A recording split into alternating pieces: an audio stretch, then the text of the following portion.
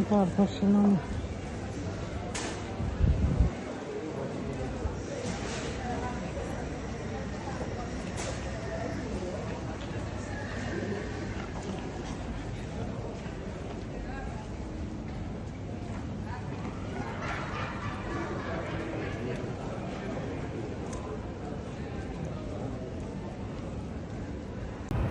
تدخلون المطار وتروحون إلى مكان المسافرين إلى أن تشوفون مكتوبة العلامة مالتكم مال الطيارة.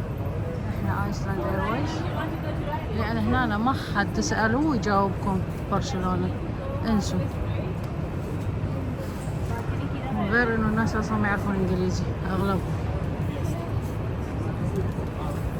الى ان تشوفون هذه العلامة مالتكم وين انتم على اي طيران تدخلون، وامشوا الى مسافات، لا تخافون انه مثلا اذا مشيتوا تضيعون.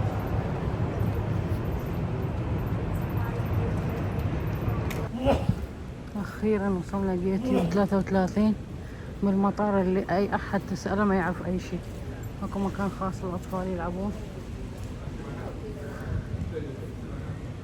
وهاي الايسلاند ايرويز واقفة الطيارة.